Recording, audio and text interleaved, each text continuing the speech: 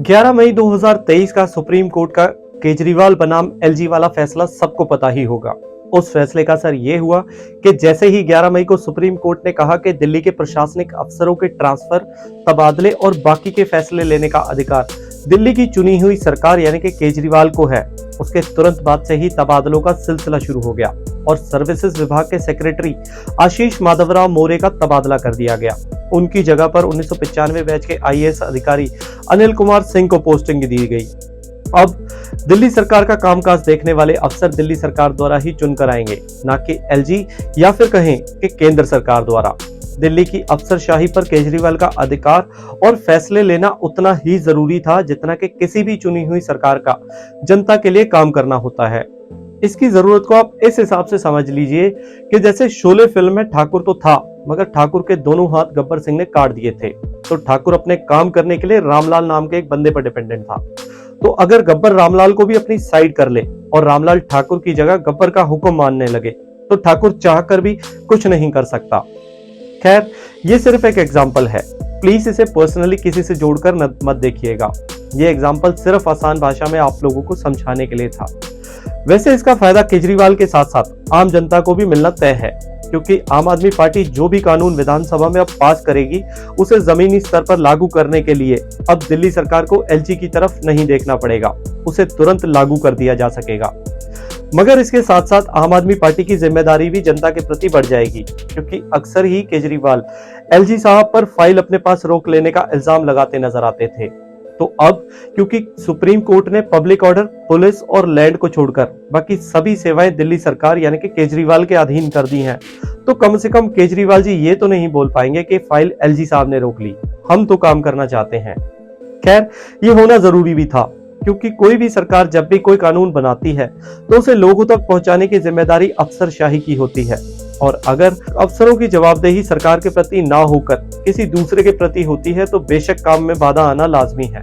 तो अब कौन कौन से काम हैं जो ज्यादा तेजी से हो सकेंगे इस फैसले के बाद, और एलजी वर्सेस दिल्ली सरकार के बीच की खींचतान कब से चलती आ रही है, और कैसे केंद्र की सरकार एलजी के जरिए दिल्ली का बॉस बनकर बैठी हुई थी, अब क्या कुछ बदलने वाला है जिसका फायदा आम जनता को मिलेगा, इस सब पर बात करेंगे इस वीडियो में। सत श्री अकाल जी, मेरा नाम है परमजीत सिंह और आप देखना स्टार्ट कर चुके हैं टू द पॉइंट परम।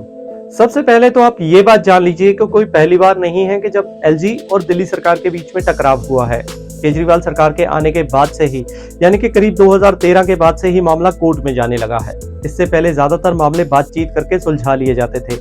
कभी जब दिल्ली में कांग्रेस की सरकार थी और केंद्र में भी कांग्रेस की सरकार थी, उसके बाद भी एलजी कई बार फाइलें लौटा देते थे। वे कुछ सुधार का सुझाव देते थे, सरकार उस पर अपना पक्ष रखती थी और काम हो जाता था।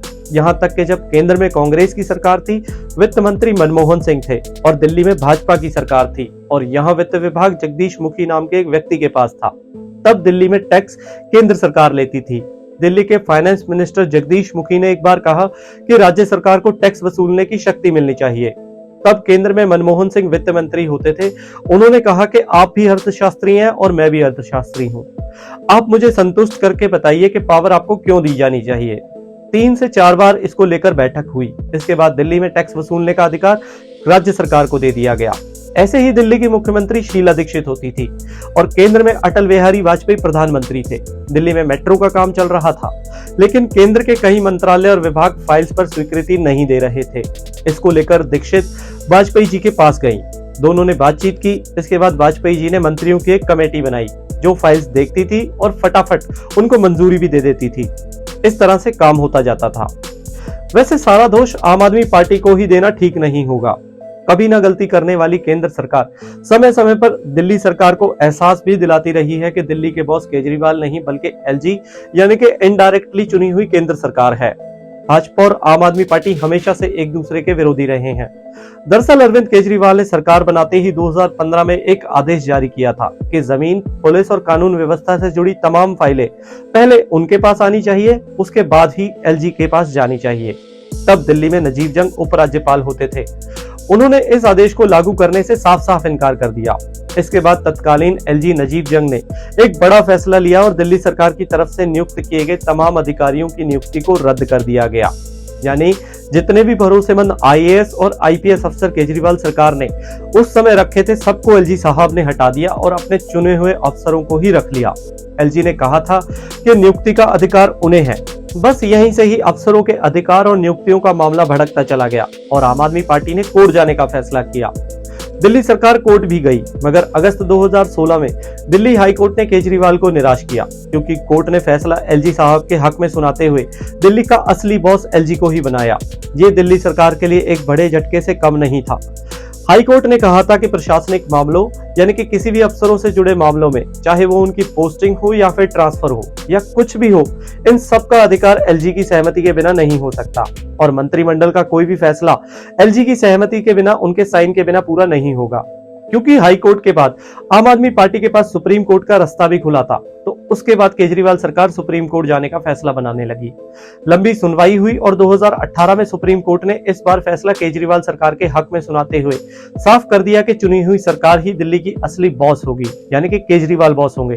तब भी सुप्रीम कोर्ट ने कहा था कि पुलिस, जमीन और कानून व्यवस्था को छोड़कर बाकी सभी अधिकार दिल्ली सरकार के पास ही होने चाहिए। यानी फिर से अफसरशाही एक बार दिल्ली सरकार के पास आ गई और एलजी साहब के अधिकार कोर्ट ने सीमित कर दिए।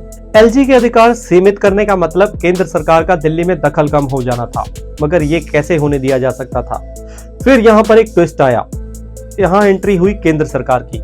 सुप्रीम कोर्ट के इस फैसले के बाद केंद्र सरकार की तरफ से संसद में एक बिल पेश किया गया, जिसमें एलजी और दिल्ली सरकार की शक्तियों को परिभाषित कर दिया गया। इस बिल में साफ तौर पर कहा गया था कि दिल्ली में सरकार का मतलब उपराज्यपाल ही होगा। बिल पेश होने के बाद आम आदमी पार्टी और बाकी विपक्षी दलों ने हमेशा की तरह इसका विरोध किया, लेकिन भारी हंगामे के बीच संसद में government of national capital territory of Delhi bill 2021 को दोनों सदनों में पास कर दिया गया। इसके बाद इसे नोटिफाई भी कर दिया गया। मतलब एक बार फिर अफसरशाही केजरीवाल के हाथ से निकलकर अब फिर एलजी साहब के पास आ गई, यानी कि इनडायरेक्टली कहें तो केंद्र सरकार के पास आ गई। यानी फिर से केंद्र की सरकार का एलजी के जरिए दिल्ली के कामकाज में दखल बढ़ गया। इसके बाद एक बार फिर दिल्ली सरकार सुप्रीम कोर्ट पहुंची और फिर से लंबी लड़ाई लड़ी गई और सुनवाइयों का दौर भी चला।